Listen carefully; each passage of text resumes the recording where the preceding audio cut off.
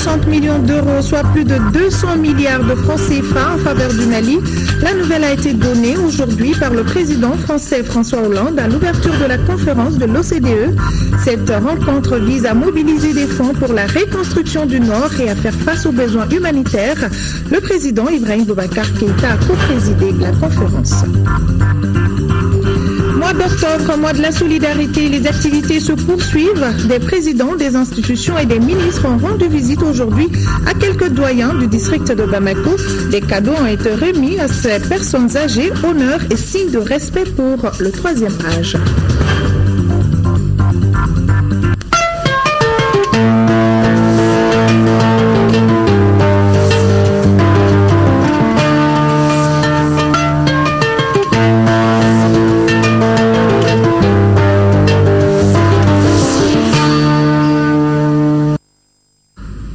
Bienvenue dans ce 20h consacré en grande partie à la visite d'État du président de la République, Ibrahim Boubacar Keïta à Paris.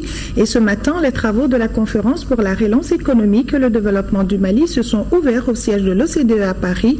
La rencontre vise à mobiliser des fonds pour la reconstruction du Nord et à faire face aux besoins humanitaires. À l'ouverture de la conférence, le président français François Hollande a annoncé des centaines de millions d'euros en faveur du Mali. Envois spéciaux d'Embawan, Ibrahima Koulibaly, Abdul Salam Bambara et Bourama Traoré. Le Mali fait face à des enjeux immédiats, surtout liés à la reconstruction du Nord et aux besoins humanitaires. Pour relever ces défis, des fonds importants doivent être mobilisés. C'est tout le sens de la conférence internationale pour la relance économique et le développement du Mali. Ensemble, aujourd'hui, envoyons un signal positif pour l'avenir. Réaffirmons haut et fort que nous sommes unis et engagés à appuyer le Mali dans cette nouvelle étape de son processus de paix pour bâtir le Mali de demain. Ensemble, nous pouvons et nous devons offrir des meilleures politiques pour une vie meilleure au Mali. La conférence de Paris marque un tournant décisif dans la construction d'un Mali émergent, puisqu'elle doit permettre de mobiliser des ressources pour mettre en œuvre l'accord de paix. Si la paix est signée au Mali, elle n'aura de sens qu'autant qu'elle soit soutenue vigoureusement par une relance économique digne de ce nom. La paix n'a pas de sens s'il n'y a pas de dividende de la paix. Quelle serait cette paix-là qui n'offrirait pas l'eau potable à nos enfants, qui n'ouvrirait pas les écoles à nos enfants, qui ne ferait pas que Kidal soit une capitale, à l'instar de toutes les capitales aujourd'hui, digne du XXIe siècle, avec un aérodrome, une aérogare, digne du XXIe siècle et digne du Mali. Et quelle serait également cette singulière paix qui n'assurerait pas désormais une liaison régulière, rapide, entre les différentes régions du Mali, singulièrement entre le sud et le nord, entre Kidal, Gao et Tombouctou. Projet d'ailleurs commencé grâce à l'aide française, à l'appui français, qui malheureusement a été stoppé. Sitôt que lancé, dès que le premier coup de lame fut lancé, le chantier a dû être arrêté pour cause d'insécurité. Cela doit cesser, donc désormais.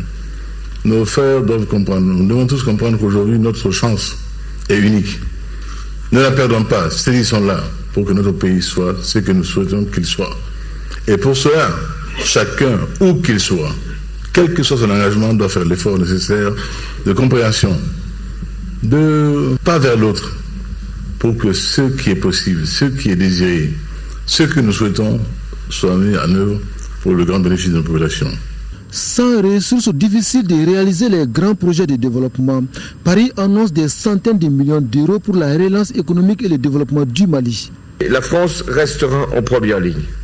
Entre le 1er janvier 2015 et jusqu'en 2017, la France consacrera plus de 360 millions d'euros au développement du Mali, dont près de 80 millions d'euros pour les régions du Nord.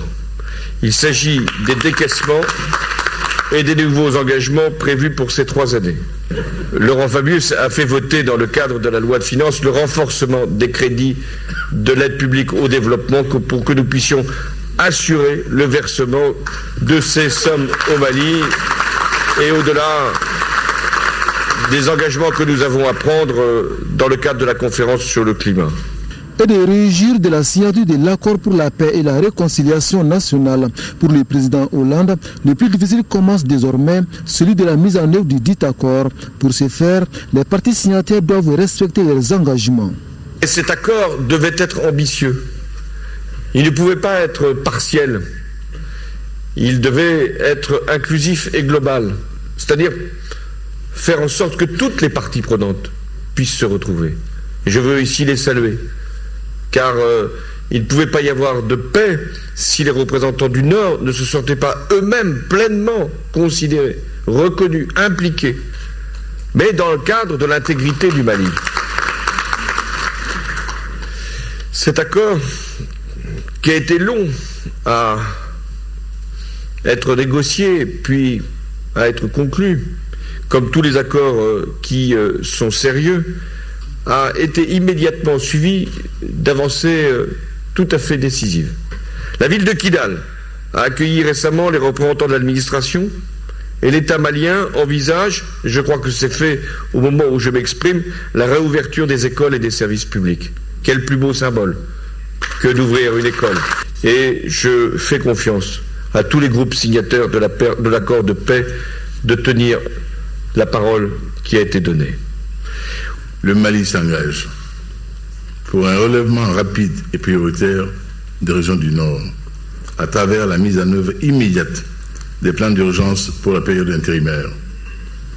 Le Mali s'engage pour la réalisation des infrastructures prévues à l'annexe 3 de l'accord de paix pour la relance économique et pour un développement équilibré de l'ensemble des régions du Nord et du Mali, tenant compte de leurs potentialités respectives. Le Mali s'engage avec détermination constante dans la réforme de l'État à travers une décentralisation renforcée fondée sur la régionalisation et la libre administration des collectivités dans le respect des lois nationales en la matière. Il n'y a pas de malice. Le gouvernement du Mali ne triche pas. Il est engagé à fond et il souhaite qu'en retour, vous lui accordiez votre confiance. Sans la confiance, rien n'est possible et rien ne sera fait. Le gouvernement du Mali fonde beaucoup d'espoir sur la conférence de Paris, à l'issue de laquelle les donateurs doivent faire des annonces. Vous avez suivi cette conférence en direct ce matin sur l'ORTM. Après ce journal, vous pourrez la suivre également en rediffusion. Plus de 3 milliards d'euros, ce sont là les promesses de dons des partenaires pour la relance économique et le développement du Mali. Les annonces ont été faites à l'issue de la conférence qui vient de s'achever à Paris. La concrétisation de ces promesses doit permettre à notre pays de réussir la mise en œuvre de l'accord de paix. Le ministre en charge de la coopération internationale et de l'intégration africaine, Cheikhna Ahmadi Seydi Diawara, que vous allez entendre, se réjouit du succès de la rencontre. Micro de nos envoyés spéciaux. Cette conférence a été un réel succès par tous les critères que nous avions prédéfinis comme enjeu de cette conférence, comme objectif attendu et comme les perspectives sur les résultats qu'on pouvait escompter au cours de cette conférence. On est au-delà des 3 milliards d'euros. On est au-delà des 3 milliards d'euros comme à Bruxelles. Et il y a des sommes spécifiques qui ont été annoncées pour le développement du Nord également. Mais les 3 milliards d'euros, c'est pas spécifiquement dédié au Nord, c'est dédié au développement du Mali. Parce qu'effectivement, on a compris que le développement du Nord, c'est le développement du Mali. Il y a beaucoup de projets qui existent déjà au Sud, qui ont leur prolongement au Nord et qui doivent continuer. Et la communauté internationale garde toute sa confiance au Mali et est décidée à accompagner le Mali. Et vraiment, ça, c'est quelque chose qu'on doit capitaliser très rapidement. Les annonces qui ont été faites ici ne sont pas les seules, parce qu'il y a des pays qui nous ont dit ils ont des processus qui sont beaucoup plus complexes, donc ça va prendre quelques temps pour confirmer leurs décisions. Donc c'est comme un moteur à 2 temps. C'est des pays qui vont se prononcer plus tard. comparé à ceux qui l'ont fait ici. Et donc on s'attend dans les jours à venir que les montants que nous avons annoncés soient augmentés, soient dépassés et qu'il y ait des confirmations. Voilà. Alors nous avons aussi, dans le cadre du suivi, précisé que nous allons exploiter l'expérience acquise dans le cadre du suivi du PRED. Alors, pour préciser effectivement quelle est la nature des contributions qui ont été annoncées. C'est des prêts, des dons, et qu'est-ce qui relève des annonces précédentes. Donc, est-ce que c'est des nouvelles contributions additionnelles par rapport à ce qui était déjà prévu sur la période 2015-2017 ou 2016-2018 pour certains? Donc tout cela sera confirmé. Alors il y a un aspect important aussi, parce que le Mali n'est pas accompagnateur dans ce processus. Le Mali veut montrer qu'il est au centre du processus et qu'il est maître de ce processus.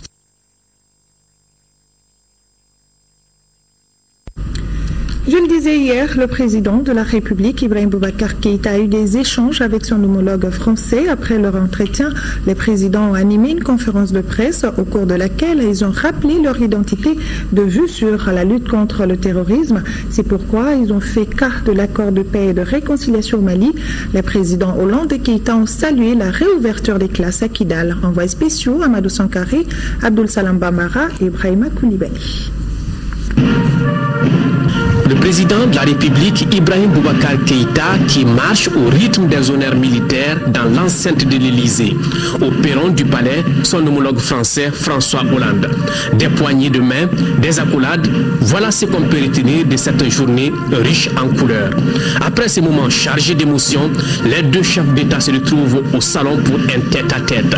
Ensuite, les présidents Hollande et Keïta se prêtent aux questions des journalistes. Mais avant, la France, à travers son président, a tenu à féliciter le président de la République, Ibrahim Boubacar Keïta, pour cette visite d'État.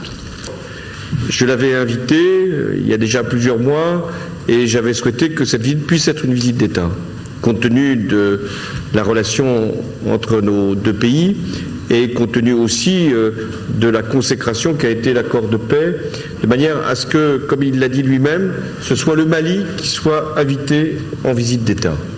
Bien sûr que c'est son président. Mais c'est le Mali qui est invité, qui est là.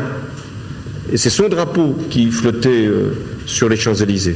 C'est son hymne qui a été entendu par les Français et les Maliens qui étaient à l'Arc de Triomphe. Et j'espère que le peuple malien, s'il nous écoute, puisse, ou nous voit, puisse être fier de ce qui a été fait ici pour l'accueil de son président. Parce que c'est le plus protocolaire sans doute, mais le plus digne respect que nous voulions envoyer au peuple malien, pour lui dire notre admiration pour son courage, pour sa ténacité et son attachement à la démocratie. L'amitié se lie à travers la considération et le respect que l'on vous porte. Nous y sommes très sensibles au Mali. Pour nous, il ne saurait y avoir d'amitié sans considération et sans respect. Ce que nous avons vu foulant le sol de ce pays ami hier, d'hier à aujourd'hui, et surtout ce matin, sous l'Arc de Triomphe, dont nous savons la place et la symbolique dans le paysage français, nous ont rappelé qu'hier nous fûmes ensemble, qu'aujourd'hui, plus que jamais, nous sommes ensemble. Comme il fallait s'y attendre, les journalistes ont évoqué les questions relatives à la paix et à la réconciliation nationale au Mali. Sur le sujet, le président Hollande a rappelé que le Mali et son pays mènent le même combat, celui de la lutte contre le terrorisme. J'avais tenu à ce qu'il soit accroché à mon bras et moi au sien, parce que nous sommes liés de manière indéfectible par ce que nous avons subi du terrorisme et ce que nous avons été aussi capables ensemble de faire pour lutter contre ce fléau. Et c'était important que, à travers nos deux personnes, le peuple malien, le peuple français puissent montrer cette solidarité indéfectible. La lutte contre le terrorisme, même s'il touche moins le Mali aujourd'hui, il frappe des pays voisins, des pays également amis. Je pense au Niger, je pense au Nigeria, je pense au Cameroun, je pense au Tchad. Et si les noms des organisations terroristes peuvent être différents, c'est toujours les mêmes idéologies, les mêmes pratiques barbares qui sont, hélas, au rendez-vous. Vous avez rappelé les heures douloureuses vécues par mon pays. Et Monsieur le Président, nous mesurons combien il vous aura fallu de courage politique pour en ce jour de 11 janvier, où je me trouvais à Paris, tenir ce Conseil de défense, au terme duquel on m'a annoncé qu'il y aurait intervention au Mali. Et quel ouf de soulagement le soir quant à Kona. À Kona effrayé, Kona terrorisé, Kona hypnotisé par les phares allumés de ces centaines de pick-up à la lisière, à sa lisière, quand Serval a surgi, venant de Saint-Dizier, de N'Djamena, Rafale, Mirage, ont stoppé la net les prétentions de ceux-là qui n'avaient rien compris à ce grand et vieux pays, qui avaient eu la prétention saugrenue de subjuguer le Mali. Ils auraient pu le faire. N'eût été votre décision de ce jour. Sur la situation de Kidal, les deux personnalités se réjouissent de la réouverture des classes. Et c'est très important que, par exemple, nous en parlions tous les deux, les écoles à Kidal, le président Keïta, comme tous les Maliens, et notamment ceux qui vivent dans le Nord, ont dû voir à travers cette réouverture de l'école comme un symbole de la réussite. Mais nous devons également appuyer le développement économique du Mali, et c'est ce que cette visite d'État va permettre de faire. Et là encore, je pense que nous devons être exemplaires. Restait une chose très chère à mon cœur. Enseignant, père, grand-père, l'école de Kidal était fermée depuis 3 ans. Depuis 3 ans, tous responsables, par notre faute, des enfants maliens étaient privés d'école. Cela me semblait inadmissible, inacceptable, et il fallait y mettre un terme. Je l'ai dit à mes frères, faisons-nous confiance, faisons enfin le pari de la paix pour le bonheur de nos enfants, pour leur avenir. C'est eux le Mali de demain qui est déjà là. Et par bonheur, quoi qu'on en ait dit, le dernier dernier, l'école a rouvert ses portes à Kidal. Pour le développement du Mali, la France sera toujours aux côtés du Mali, a dit le président français. Pour la période 2015-2017, nous serons autour de 360 millions. Et 80 millions iront vers le nord, avec 50% de dons. C'est dire si nous sommes conscients de ce qu'il convient de faire pour appuyer le développement économique lorsqu'il est déjà particulièrement dynamique, et c'est le cas dans une bonne partie du Mali, mais créer des infrastructures, d'où le don, là où il y a eu, à cause de la guerre, un arrêt des activités. Nous ne ferons rien sans, bien sûr, le travail des autorités maliennes. Lorsque nous décidons de soutenir des projets, ce sont les projets qui nous sont présentés par les autorités du Mali. Nous sommes conscients de ce qu'est l'indépendance, le respect de la souveraineté d'un pays. Que l'engagement de la France à nos côtés, qui a entraîné celui de tous les autres, n'aura pas été vain. Que le Mali, avec fierté, avec dignité, a su se retrouver. Et on dit chez moi, Inch'Allah, Inch'Allah, cher ami, ce Mali ne se perdra, ne saura plus jamais se perdre. Auparavant, le président Hollande avait élevé son homologue Keïta à la plus haute distinction de son pays. Comme annoncé hier, vous pourrez suivre après ce journal l'intégralité de cette conférence de presse. Le président de la République française, François Hollande, a offert hier soir un dîner à son homologue Ibrahim Boubacar Keïta, un dîner d'État au cours duquel les deux personnalités sont revenues sur leur coopération et s'engagent à œuvrer ensemble contre le terrorisme. Envoyés spéciaux d'Ambawan, Brahima Koulibaly et Bourama Traoré. C'est un dîner pas comme les autres. Le palais de l'Élysée est bien éclairci et un détachement de la garde républicaine française en place. Le tout pour accueillir le couple présidentiel malien.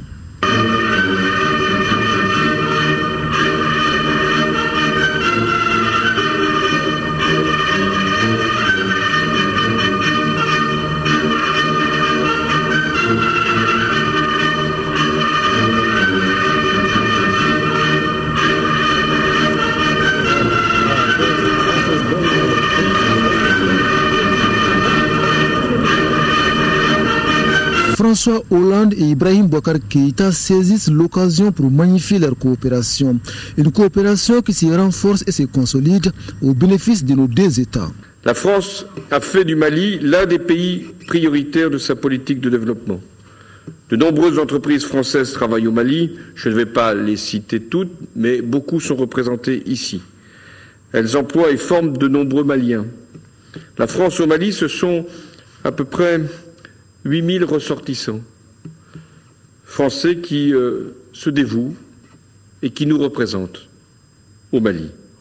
En 2 ans, il y a eu plus de 2000 de mes compatriotes qui se sont installés dans votre pays, signe de la confiance que nous avons voulu signifier à travers leur présence. Et je veux, au-delà de leurs représentants, les remercier. Nous avons célébré avec faste, avec grande émotion, c'était l'amitié féconde qui a traversé les ans avec une constance, une finesse, une délicatesse, une humanité très profonde qui fait que nous ne saurions jamais nous oublier les uns et les autres. Au cours de ce dîner d'État, le président François Hollande a tenu à saluer la contribution combien importante de la diaspora malienne à l'économie française. Il y a 70 000 Maliens qui vivent en France. Dans de nombreux secteurs, ils font preuve de dynamisme. Je pense au bâtiment, à la restauration, à l'industrie. Et nous accueillons aussi beaucoup d'étudiants. Ainsi, nous contribuons à la francophonie ensemble. Et je salue ici la secrétaire générale. Parmi les franco-maliens, je ne pourrais pas citer tous ceux qui se sont illustrés, soit par leur talent, soit par leur engagement, mais je veux en distinguer un plus particulièrement, Lassana Betili, qui a fait preuve d'un comportement exemplaire lors de l'attaque terroriste contre l'Hypercacher en janvier dernier. Il est ici ce soir, et vous, Monsieur le Président, vous étiez aussi là le 11 janvier 2015, lors de la marche républicaine. J'avais voulu que vous soyez à mes côtés, que nous soyons la main dans la main. Et dans les photos qui restituent cette marche exceptionnelle, où plus de 50 chefs d'État et de gouvernement étaient venus manifester leur solidarité à l'égard de la France et leur attachement à la liberté, nous étions là, tous les deux, et nous ne pouvons pas nous détacher l'un de l'autre. La satisfaction est partagée. Le président Ibrahim Boubacar Keïta exprime toute sa reconnaissance à son homologue français pour son engagement constant aux côtés du Mali. Les Maliens, précisent les chefs de l'État, se souviendront toujours de l'intervention française le 11 janvier 2013 pour stopper l'avancée des terroristes. Nous avons désespéré. Et nous croyons au fond de l'abîme. Nous avons crié de profundis clamavi. Nous avons crié, on ne l'a pas entendu, beaucoup n'ont pas entendu. Vous nous l'avez entendu, cher François Hollande. Et votre décision, il vous aura fallu, Monsieur le Président, cher ami, tant de courage, tant d'audace pour décider ce 11 janvier, vous et le gouvernement de France et toute la classe politique française qui vous a suivi, j'ai la joie dans le mérite, décider de frapper fort, d'intervenir au Mali en venant décoller de Saint-Dizier et de N'Djamena, les Rafales et les Mirages 2000. Qu'on a, qui s'apprêtait à subir une violence inouïe. 400 jeeps, 400 pick-up étaient en lisière de la ville, phare braqué sur la ville. Vous comprenez la psychose. Certains ont perdu la raison, nous a-t-on dit. Cela fut arrêté net, tout net. Monsieur le Président, cher Jean-Yves Le Drian, voilà à quoi Serval a servi. Nous ne saurions jamais l'oublier. L'amitié, la vraie, c'est celle-là qui fait que les hommes se considèrent comme respirant à la même hauteur. À la même hauteur.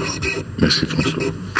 Paris et Bamako décident de renforcer leur coopération militaire afin de mieux lutter contre le terrorisme.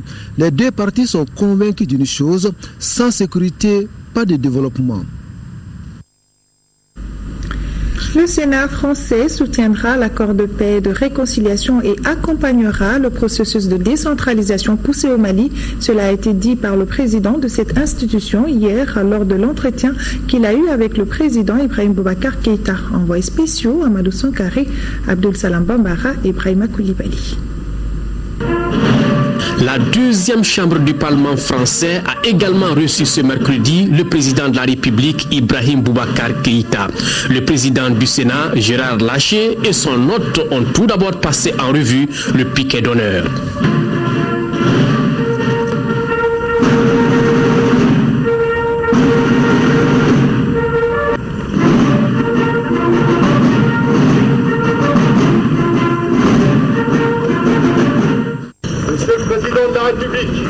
Les honneurs militaires nous ont été rendus par la garde républicaine, comprenant un détachement de la musique du 1er régiment d'infanterie, un détachement à pied à cheval du régiment de cavalerie, 2 sections du 2e régiment d'infanterie. L'ensemble du dispositif est placé sous les ordres du capitaine Leroy. Merci, mon capitaine.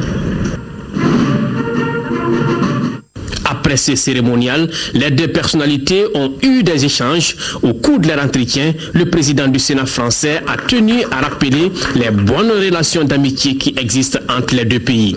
Nous avons beaucoup de liens. Et la leçon que le président de la République du Mali va donner à la Sorbonne sur de Douaumont à Serval, c'est le lien assez exceptionnel qui nous unit.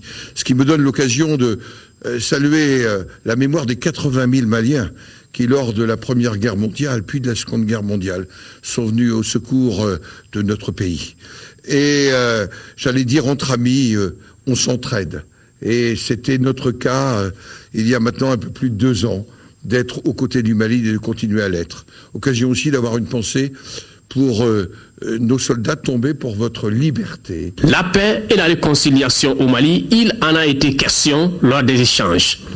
Saluer l'accord qui a été fait ensemble avec le soutien de l'Algérie, de la France et des amis de la région pour que le Mali soit un et indivisible. Pour accompagner les efforts du Mali dans la mise en œuvre d'une décentralisation poussée, le Sénat français entend apporter toute son expertise en la matière. Le Sénat de la République française a l'expérience de représenter les collectivités territoriales. C'est l'article 24 de notre Constitution.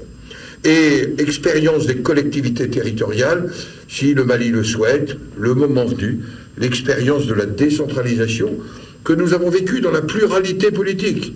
Ne l'oublions pas que la décentralisation a été amorcée par le général de Gaulle, mais accomplie par François Mitterrand.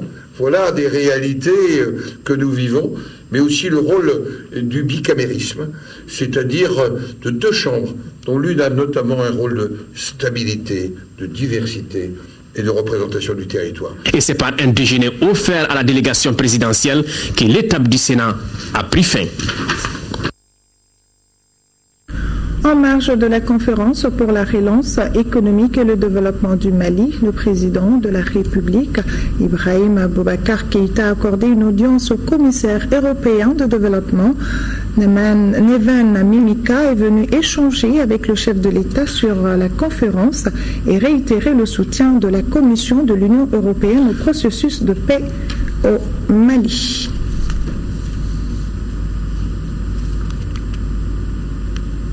Voilà donc le président de la République, Ibrahim Boubacar Keïta, qui a accordé une audience au commissaire européen de développement.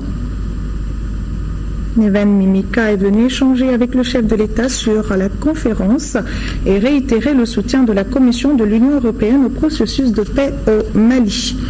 De Verdun à l'opération Serval, France-Mali, une longue tradition de solidarité et d'amitié féconde. C'est le thème de la conférence animée par le président de la République hier à l'université de la Sorbonne. Dans son exposé, le président Ibrahim Boubacar Keïta a évoqué des relations entre le Mali et la France dans le domaine de la sécurité. Écoutons alors Philippe Baudry, président de l'université Paris 1 Panthéon de la Sorbonne. C'est un très grand plaisir et un très grand honneur, Monsieur le Président de la République du Mali, que de vous accueillir aujourd'hui comme président de l'Université Paris 1 Panthéon-Sorbonne dans ces grands salons. Il existe en effet une tradition et, si j'ose le dire, un génie des lieux. La Sorbonne, et particulièrement l'Université Paris 1 Panthéon-Sorbonne, vous l'avez connue, Monsieur le Président, de l'intérieur. D'abord comme étudiant d'histoire et de sciences politiques dans le champ des relations internationales, puis comme chargé de recherche au CNRS et enseignant-chercheur parmi nous.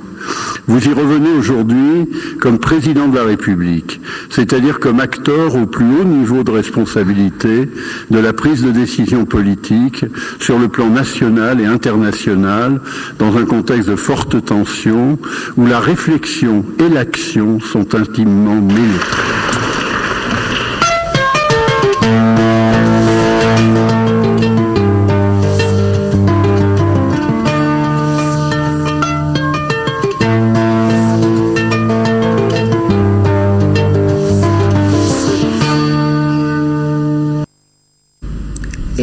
Reviendrons sur l'étape de la Sorbonne dans nos éditions de demain. Voilà, se referme la page consacrée à la visite d'État du président de la République, Ibrahim Boubacar Keïta. Le Premier ministre Modibo Keïta était à Kigali au Rwanda où il a pris part au panel consacré à l'accélération de l'innovation digitale. Après ce panel, le Premier ministre et le président rwandais ont visité les 25 stands installés dans la salle d'exposition. Ces stands proposaient les dernières innovations mises en place par des jeunes scolaires. Ensuite, les deux personnalités ont pris part à un huis clos qui devait aboutir, entre autres, à la nomination du directeur exécutif du projet Smart Africa. Je vous propose d'écouter respectivement le chef du gouvernement, Modibo Keïta, et l'ancien secrétaire général de l'EIT, notre compatriote Amadoune Touré. Nous avons participé au conseil d'administration de l'initiative Transformer l'Afrique, Smart Africa. Ce conseil a examiné le rapport qui avait été produit par le Conseil des ministres, le comité de pilotage. Il l'a donc approuvé, et pour le présent et pour les perspectives. Mais il me plaît particulièrement de dire que c'est au cours de ce conseil d'administration que les chefs d'État ou leurs représentants ont élu à l'unanimité notre compatriote Amadoune Touré, dont on n'a pas besoin de présenter. Il est connu pour ses qualités, il est connu pour sa gestion. On l'a donc élu pour occuper le poste de directeur exécutif de Smart Africa. Cette reconnaissance de mérite s'est appuyée essentiellement sur les compétences de l'intéressé lui-même, mais il faut le dire, sur l'engagement personnel du chef de l'État du Mali, le président Ibrahim Boubacar Keïta. Smart Africa vise à promouvoir le citoyen africain, la jeunesse africaine, à montrer que la jeunesse africaine est au même niveau quand il s'agit de l'innovation, au même niveau que n'importe quel autre enfant dans le monde entier. Vous savez, nous sommes à l'ère de la société de l'information et nous allons vers la société de la connaissance. La société de la connaissance, c'est la société où tout citoyen a non seulement accès à l'information, peut créer l'information, peut utiliser l'information et partager l'information enfin. Et c'est ça qui fera de nous ces citoyens de ce monde-là, de cette nouvelle société de l'information et de la connaissance. Le Mali a un plan numérique 2020. Vous, en tant que Malien, et vous, aujourd'hui, en tant que directeur exécutif de Smart Africa, qu'est-ce que vous allez faire spécifiquement pour le Mali? J'ai été tout d'abord mêlé dans l'élaboration du plan Mali 2020, le Mali émergent. Basé sur les TIC. Il le fallait parce que basé sur mon expérience des technologies de l'information et de la communication, et surtout que j'avais fait les plans pour plusieurs autres pays dans le monde entier, et donc je me devais de faire ça pour le Mali. Je ne pourrais pas manquer d'aider mon pays et de rendre un tout petit peu de ce que j'ai eu de ce pays-là. J'ai tout eu de ce pays, l'éducation, le soutien dans mes fonctions et pour être élu dans d'autres fonctions, et toute l'expérience que j'ai pu gagner dans le monde entier, je le ramènerai au Mali. Pour rappel, le Premier ministre vient de l'annoncer dans son intervention. Notre compatriote Hamadoun Touré vient d'être nommé au poste de directeur exécutif de projet Smart Africa à l'issue du huis clos qui a réuni le président Kagame et d'autres responsables du domaine. Le processus de paix et de réconciliation au Mali, on en a parlé également à New York lors de la célébration des 15 ans de la résolution 1325. Précisément, il a été question d'une plus grande implication des femmes maliennes dans le processus de paix organisé par ONU Femmes et co-présidé par le ministre de la Promotion de la Femme et le ministre suédois des Affaires étrangères. Cette rencontre de haut niveau aura magnifié l'engagement des femmes maliennes contre toute forme d'injustice. Et c'est une enveloppe de plus de 10 milliards de francs CFA qui est prévue pour leur nouveau plan d'action. Les explications avec Salif Sanogo depuis New York. Prendre de la hauteur pour avoir une vision globale afin de permettre aux femmes une meilleure implication dans le processus de paix et de réconciliation nationale. 15 ans donc après le vote de la résolution 1325, les femmes maliennes, grâce au concours de ONU Femmes et de la Suède, étaient à l'honneur aux Nations Unies en ce mercredi. Des Maliennes qui entendent être encore plus impliquées dans la consolidation de la paix, elles qui auront subi des centaines et des centaines de crimes durant l'occupation des 3 régions du Nord. Pour ce faire, elle compte sur la seconde génération du plan d'action national doté d'une enveloppe d'une dizaine de milliards de francs CFA. Ces efforts méritent d'être soutenus et poursuivis par les Nations Unies et ses membres. Mon pays, le Mali, convaincu de la pertinence de la participation des femmes dans le processus de paix et de réconciliation nationale, a entrepris dès le début de la crise en 2012 des actions dans le cadre de la mise en œuvre de son premier plan d'action de la résolution 1325, élaboré pour la période 2012-2014.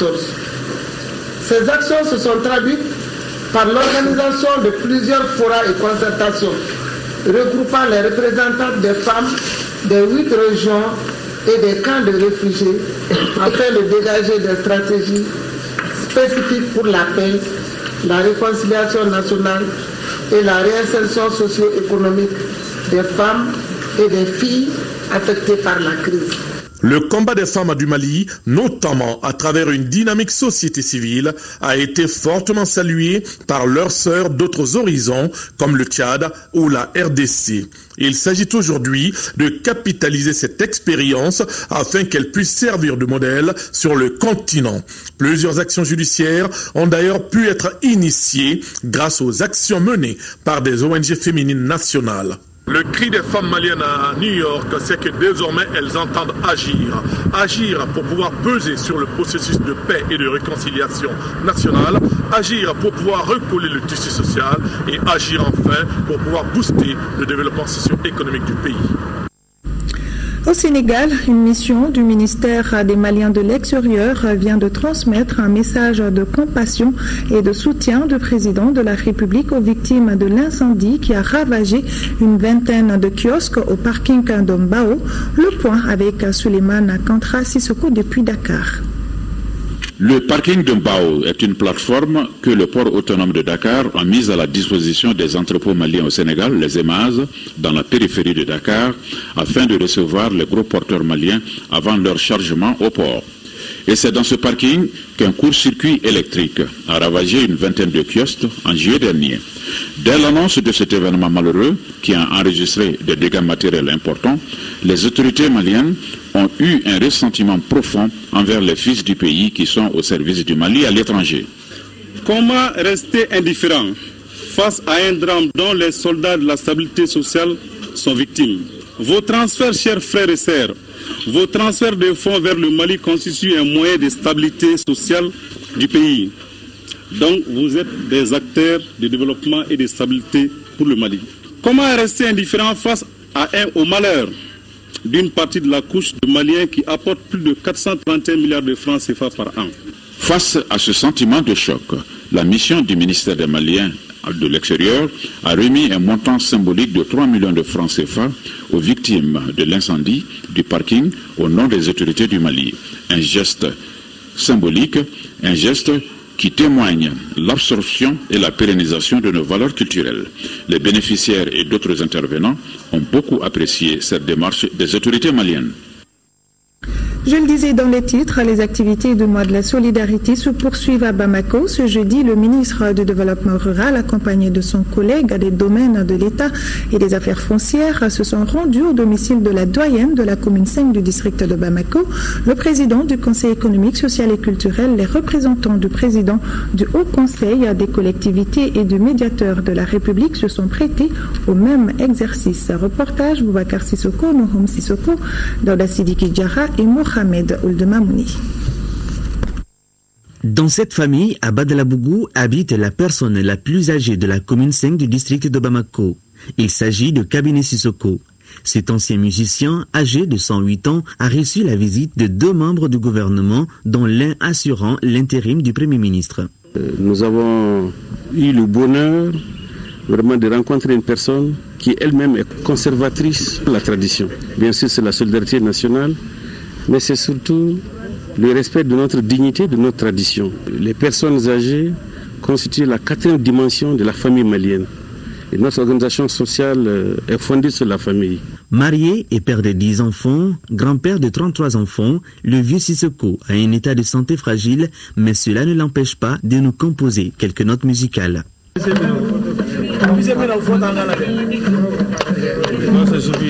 Au Badjalan 3, Kodabougou, en commune 3 du district, vit le vieux El Hadj Boubacar Kamisoko.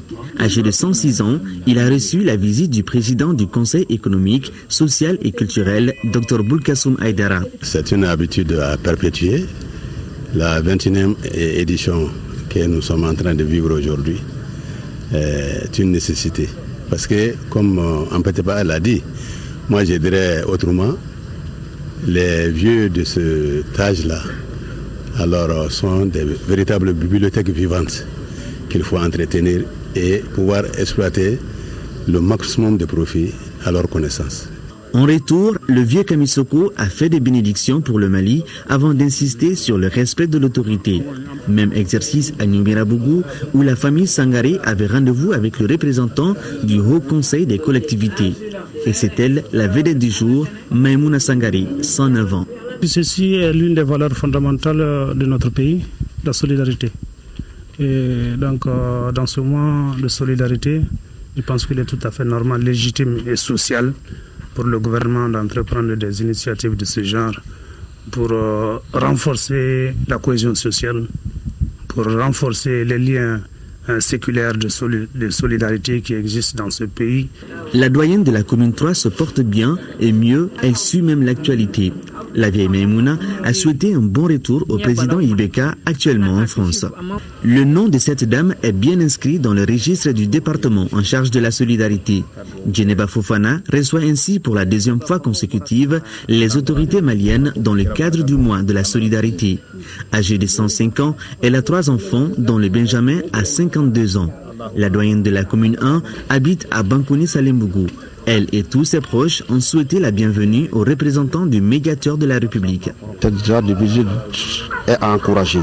Ce genre de visites sont à encourager puisque ça nous permet d'être en contact permanent avec nos aînés. Nos aînés, de leur montrer que nous sommes toujours aux côtés de d'eux. Visiblement, l'état de santé de la vieille Djeneba est un peu fragile. Mais sur sollicitation de ses petits-enfants, elle nous a gratifié d'un acapella dédié à Ibrahim Boubacar Keïta, président de la République.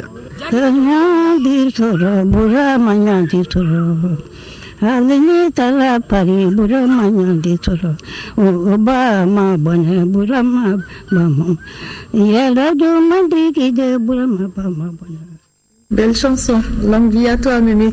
Le président de l'Assemblée nationale a rendu visite à la doyenne de la commune 2 du district de Bamako.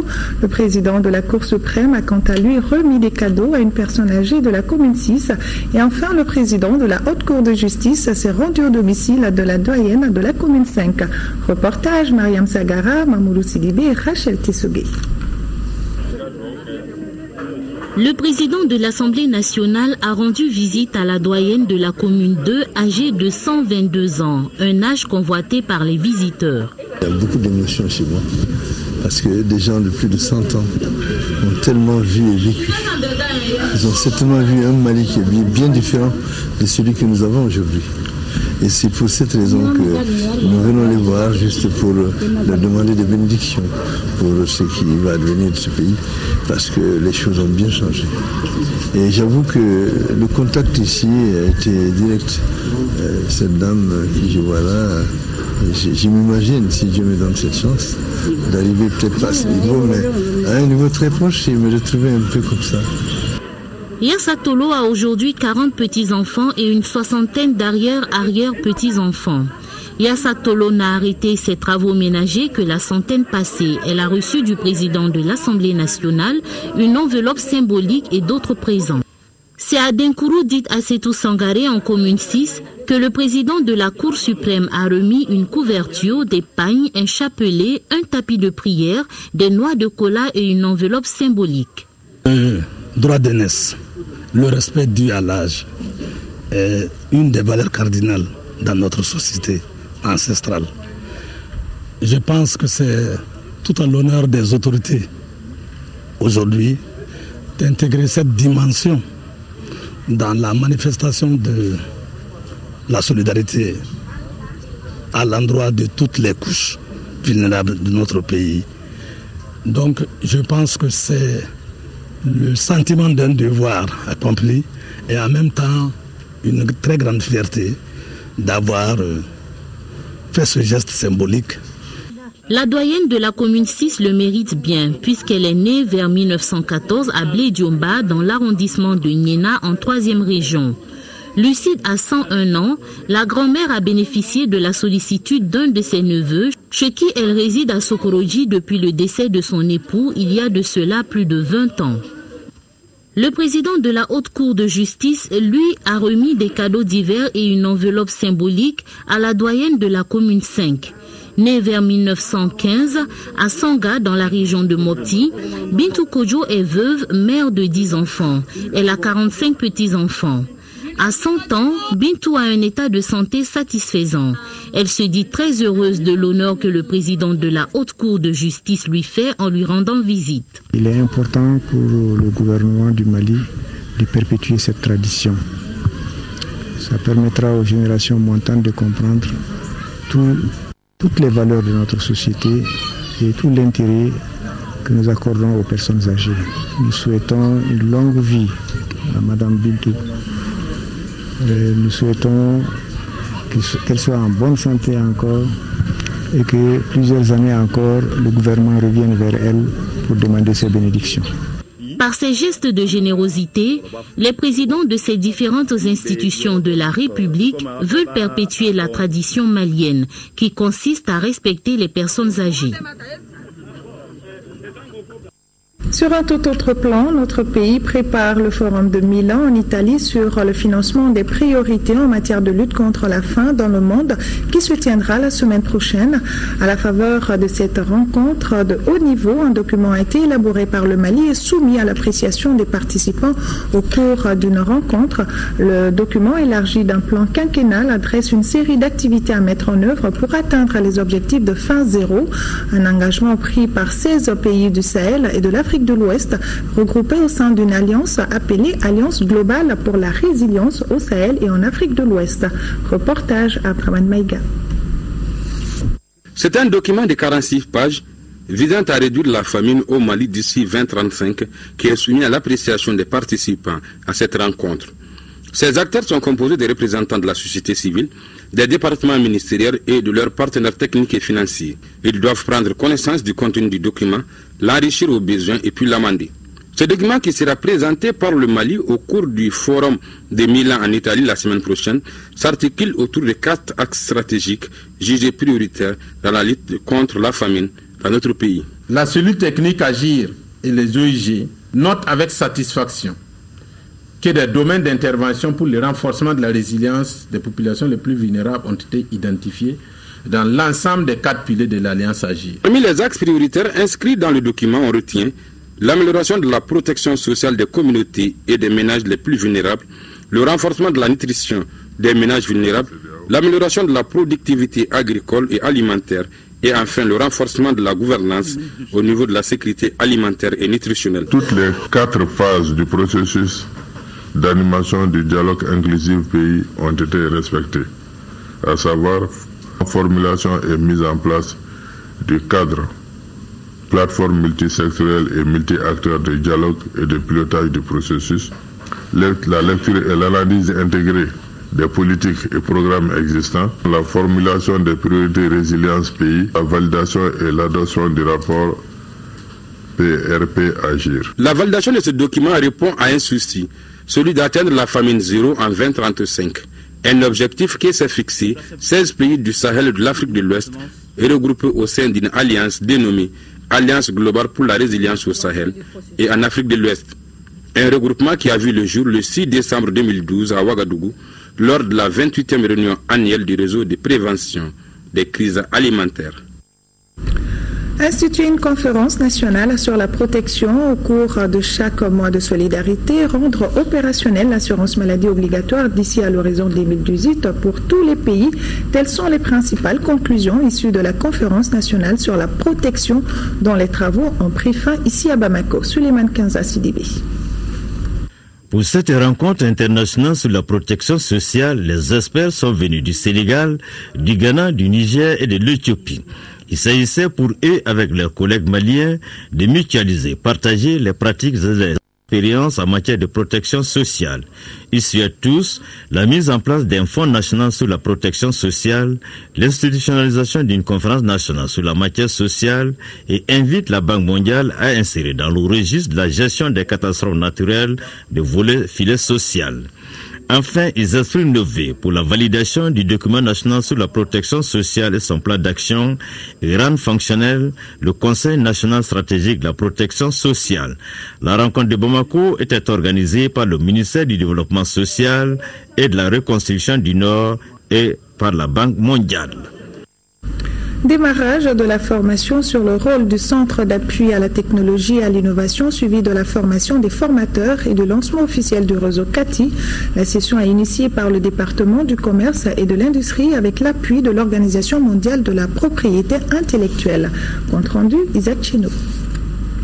Mettre à la disposition du monde les informations et données sur la propriété intellectuelle et les études habituelles, le sujet est au centre d'une session ouverte ce mardi. La création d'un centre d'appui à la technologie et à l'innovation CATI, ainsi que la formation des formateurs est à l'ordre du jour. La finalité du projet CATI est d'aider les pays en voie de développement et les pays les moins avancés membres de l'OMPI à élever leur niveau de connaissances techniques et scientifiques afin qu'ils puissent réduire les écarts qui existent dans ces domaines entre eux et les pays industrialisés. Au dire des organisateurs, la création du CATI permettra au Mali d'augmenter la production manufacturée, favoriser sa compétitivité et réduire le chômage. C'est un réseau en ce sens que le centre-là sera installé dans toutes les structures de notre pays, que ce soit les hôpitaux, les universités, les unités industrielles, les institutions de recherche et développement. Le séminaire est l'occasion de former et de sensibiliser les acteurs sur l'importance de ce CATI. Nous avons invité ici essentiellement les secteurs privés, les écoles, les instituts de recherche, les chercheurs, la société civile, les ONG. Donc c'est un premier souci d'informer les intéressés, donc de les impliquer dès le départ dans le processus. Maintenant, les utilisateurs qui sont invités ici savent où sont domiciliées les informations, comment ils peuvent y avoir accès. Il convient au Mali de relever le défi et tirer profit de la propriété intellectuelle. Contribuer aux efforts du gouvernement du Mali dans le cadre de la mise en œuvre de la politique nationale du genre. Tel est l'objectif du premier forum national de la jeunesse du Mali. Durant 2 jours, les participants venus de toutes les régions du Mali, de la Côte d'Ivoire, du Sénégal, ont échangé avec les experts sur les facteurs qui entravent l'épanouissement de la jeune fille en Afrique de l'Ouest. Foussini Tunkara pour le compte-rendu. C'est la toute première fois qu'un forum national au nom de la jeune fille se tient dans notre pays. Cette rencontre qui a regroupé durant 2 jours les délégués de toutes les régions du Mali, de la Côte d'Ivoire et du Sénégal est une initiative du réseau national de la jeunesse du Mali, RENAGEM. Ce forum aussi est une contribution pour permettre aux jeunes filles leaders, aux jeunes filles dans le milieu associatif, aux jeunes filles dans le milieu informel, aux jeunes filles dans tous les milieux de se prendre en charge et d'essayer de réfléchir sur leurs problèmes, sur leurs préoccupations afin que des solutions idoines soient trouvées. Les 2 jours de réflexion, d'échange et de partage ont permis aux participants de formuler plusieurs recommandations. Pérenniser et accompagner de façon plus accrue le Forum national de la jeune fille tous les 2 ans. Prioriser l'emploi des filles dans les politiques de développement nationaux et internationaux. Mettre en place des mesures incitatives favorables à l'entrepreneuriat féminin. Ces doléances ne resteront pas sans issue, rassurent les responsables du département en charge de l'emploi, de la formation professionnelle, de la jeunesse et de la construction citoyenne. Pour la mise en œuvre de votre plan d'action, issu de ce forum, vous pouvez compter sur l'engagement personnel de Monsieur le ministre de l'Emploi, de la formation professionnelle, de la jeunesse et de la construction citoyenne, ainsi que de celui de son département. BEMU Mali est l'un des partenaires de ce premier forum consacré à la jeune fille. Son président directeur général a été désigné par les jeunes parrain d'honneur du Forum national de la jeune fille qui se tiendra désormais chaque 2 ans selon les organisateurs. Massantola, dans la 2e région, a reçu la visite du PNUD pour une supervision du projet améliorer la capacité d'adaptation et la résilience face au changement climatique dans le secteur agricole au Mali. Les visiteurs se disent fiers des résultats. Reportage à Brahima Koni. Des cadres du PNUD Addis Abeba et du PNUD Mali bien accueillis dans le périmètre maraîcher de la plateforme des femmes de Massantola dans le cercle de Kolokani. Le jeu en vaut la chandelle puisque c'est le PNUD et le Fonds mondial pour l'environnement FEM qui ont financé la réalisation de ce périmètre de 2 hectares dont le coût de réhabilitation s'élève à environ 26 millions de francs CFA. La visite s'inscrit dans le cadre des réalisations du projet Améliorer la capacité d'adaptation et la résilience face au changement climatique dans le secteur agricole au Mali. Le projet changement climatique concerne 6 pays, dont le Mali. Et aujourd'hui, nous sommes là pour voir ce qui a été fait, les réalisations, et échanger avec les communautés et les autorités locales pour mieux comprendre. Autre réalisation visitée dans le cadre du projet sur les changements climatiques, ce sont le micro-barrage et la parcelle d'1 hectare de niébé et d'arachide de la coopérative féminine Diakabara de Massantola. Quand on parle des changements climatiques, les premières victimes sont les femmes. Et dans ce jardin que nous avons visité, essentiellement, on parle d'eau et on parle de lutte contre la pauvreté et on parle de sécurité alimentaire. Et les femmes, dans ce sens, sont très satisfaites et nous avec. Le maire de la commune de Massantola et sa population mesurent bien l'importance de l'adaptation et la résilience face au changement climatique. Ils estiment que le périmètre devra permettre à 270 femmes de générer des revenus provenant de plusieurs produits maraîchers. La coopérative Djekabara gère aujourd'hui une banque de céréales grâce au PNUD et au FEM. En plus de l'irrigation de 22 hectares, le micro-barrage devra permettre de rehausser le niveau de la nappe phréatique de Massantola. À Ségou, lancement des produits Orange Money dans le paiement de la redevance en zone office du Niger, une opération ayant pour but de soulager la souffrance des producteurs de la dite zone. Ségou, le point avec Dugufana Traoré. Le paiement des factures de la redevance eau en zone office du Niger était souvent devenu un casse-tête pour certains producteurs, surtout à l'approche de la date butoir fixée au 31 mars de chaque année. Cette nouvelle initiative vient du coup corriger cette lacune. Nous avons depuis un certain temps constaté que les paysans de l'office du Niger attendent les derniers moments, à savoir les derniers mois de mars, pour payer la redevance. Et cela constitue des longues files d'attente au niveau de nos caisses. En 2015, en rapport avec notre partenaire stratégique, l'USAID, nous sommes en train de voir avec Orange Money comment est-ce que les paiements de redevance peuvent se faire à travers ces paiements numériques. Pour les initiateurs, les producteurs ne paieront pas de taxes pour cette première année allant d'avril 2015 à mars 2016. Nous sommes en partenariat avec l'Office, donc nous avons décidé de mettre en place une phase pilote. Donc là, la phase Bewani et puis Kouremari est mise en place pour une durée de pratiquement 1 an où les gens vont pratiquement rien payer, c'est-à-dire c'est totalement gratuit. L'approche est bien appréciée par les producteurs. C'est une nouvelle innovation qu'on vient d'introduire. Bon, en trois, pour le développement, on ne peut pas s'opposer à un développement. Mais en trois, pour un départ, quand même, il faut un suivi correct de ces paysans-là. Désormais, en zone office du Niger, en plus des modes traditionnels de règlement des factures de la redevance eau, à savoir les banques et les caisses de l'office du Niger, Orange Money fait partie des solutions. Coupe du monde des moins de 17 ans au Chili, le Mali a battu hier soir l'Équateur par le score de 2-1 au compte de la deuxième journée du groupe D. Les buts maliens ont été marqués par Boubacar Traoré à la 9e minute et Ali Malé à 61e minute suivant. Fik. Ali Malé, belle combinaison, Siki Maïga, oh, la petite talonnade, c'était bien joué ça aussi. Attention, but! Et le premier but pour le Mali et de Maïga. Et là, on ne sait pas trop ce qui se passe. Un dégagement complètement raté, ça arrive sur les pieds de Ali Malé. Siki Maïga qui a fait un très très bon. Attention! Regarde son et le deuxième but! Et le deuxième but! Le deuxième but, c'était Ali Malé qui dribble ses ballos et qui va marquer après dans le but vide du pied gauche. Il y a une belle ouverture pour Vasquez face à Samuel Diarra. Quelle sortie! Et l'arbitre ici, le penalty. L'arbitre ici, le penalty qui en a qu'à. Il y va avec les deux pieds, ouais, il le touche Samuel Diarra, il le touche